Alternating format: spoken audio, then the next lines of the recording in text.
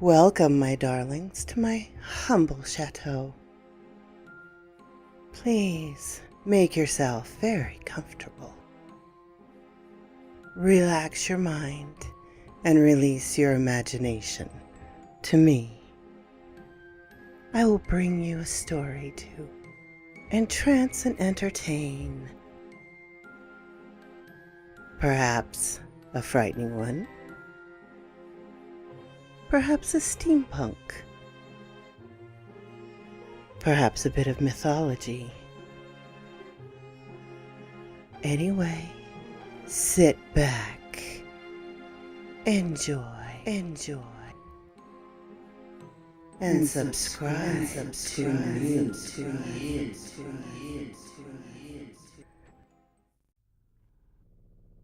It Stalks the Moon by Natreal.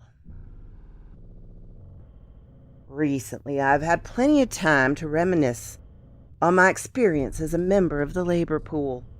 Being retired tends to give you time to think about your past experiences. I was thinking about my former job as a lunar trucker, especially, which leads me to remember the occasion which led me to quit that job. 30 years has led me to sort of forget that encounter. So as I remember it, it was as fresh and as terrifying as the day it happened. Despite how long ago it was, I remember it perfectly. It was back when human habitation on the moon was limited for the most part to helium mines and airstrips. And between them, hundreds of kilometers of empty moonscape, connected only by rough track.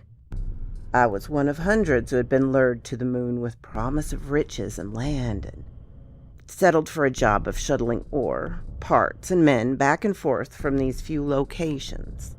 My job was to deliver a load of replacement parts from an airstrip on the north side of Mare Tranquillitas to a helium-3 mine about 200 clicks southwest of the sea.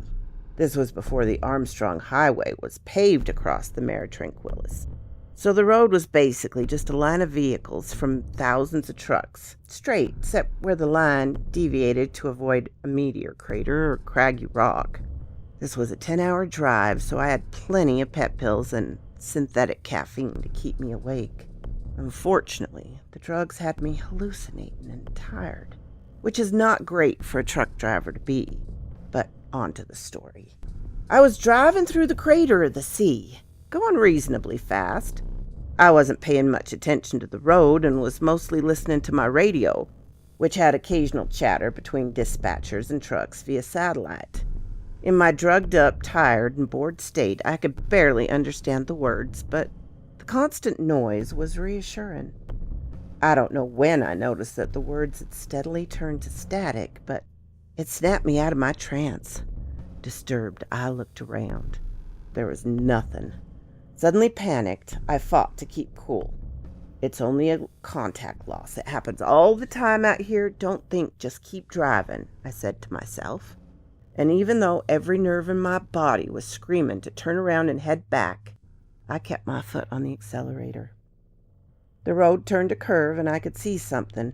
It was a kilometer away, but I could make out what I thought was a destroyed truck in the distance.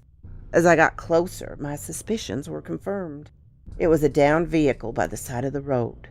It appeared to be another cargo carrier like mine, but the pressure seals and the airlocks in the back of the trailer had been blown out from the inside, and there was shrapnel all over the ground.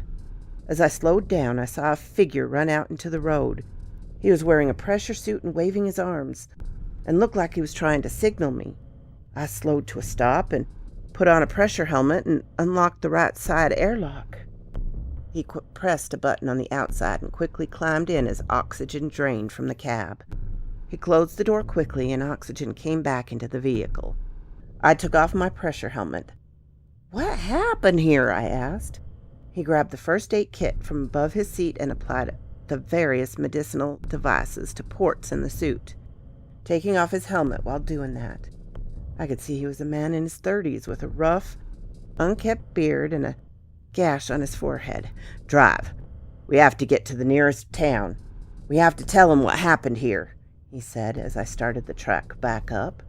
As I began to drive, he continued speaking. We were transporting a special cargo to some corporate research lab out in Mare Serenitatis. Top secret.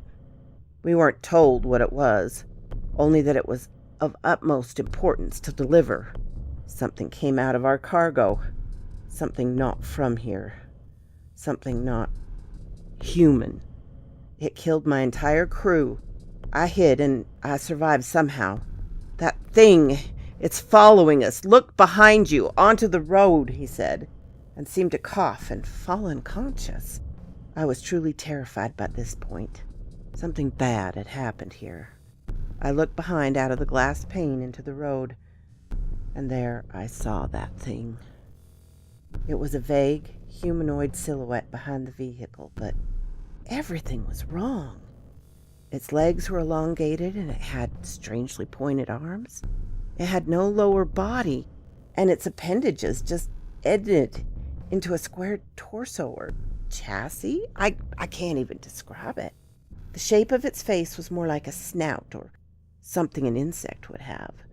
I vaguely searched my head for a connection with pictures I had seen of earth animals, but the closest I could find were pictures of my friends had sent me of some sick bears or a praying mantis. But all of those analogies fell flat, as the features of whatever was following us could be reconciled with any sense of life or warmth. The abomination was going faster than any animal I had ever seen or heard of. It was keeping pace with the truck, which by this time was going 130 plus kilometers per hour. I accelerated faster and faster, but that thing kept pace effortlessly. It wasn't even moving as far as I could see.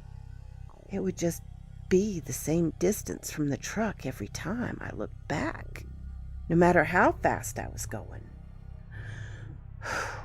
The infrared sensors installed showed some background levels as if the thing was absorbing heat. And I know sound doesn't travel without an atmosphere, but I swear to this day I could hear some horrible screaming emanating from this thing, which was following us, almost like a power drill, screaming with malice and hatred. This chase went on for half an hour, and no matter how fast I put my vehicle, the creature would get closer and closer every time I looked. It was almost to the driver's side window when it suddenly disappeared. I looked through my windshield in front of me. An airstrip. The thing that had been chasing me was nowhere to be found. When I reached the airstrip, I radioed for a medical spacecraft to take me and the miner to the nearest hospital. Sadly, it was too late and he died on the way. A day later, a corporate search team discovered the vehicle's wreckage and recovered the bodies and records of the crew and cockpit instruments. Company-ordered autopsies were ordered. Forensic evidence was gathered, and the official explanation was that they had hit a rocky crag and crashed, and that their cargo of batteries being delivered to a mining site had shrapnelized and caused internal damage and whiplash among the crew, killing the majority quickly. The incident was written off as one of the all-too-common accidents among mining supply crew, and I later received a generous payment and a one-way freighter ticket to a space station in orbit around Saturn, where I've lived for the past 30 years. And maybe everything I saw and everything that miner said was a figment of a tired, drugged-up imagination who had leapt to conclusions after seeing an accident on the side of the road. Maybe there was no research station, and maybe the truck just crashed and killed that crew. Maybe there was nothing chasing me on that lunar road. I think that, and I think it's a rational explanation. But a deeper part of me knows what I heard and saw, and knows the truth. A deeper part of me knows that there is something there that wasn't there before. Maybe an alien, maybe some horrible genetic mutation, but whatever it is there. And it will kill at the slightest provocation. If you ever go driving on the moon, keep your lights on, keep your doors locked, and for God's sake, look behind you. So quoth this raven. If you enjoyed this absolutely fun little sci-fi story, go visit El Natreal and peruse her stuff. Also, please give me a like so I know that you liked it. That accent's sneaking in again. And subscribe. Ring the little bell so you'll know when to come up and see me sometime. And if you comment, I will comment back. Bye-bye, my darlings.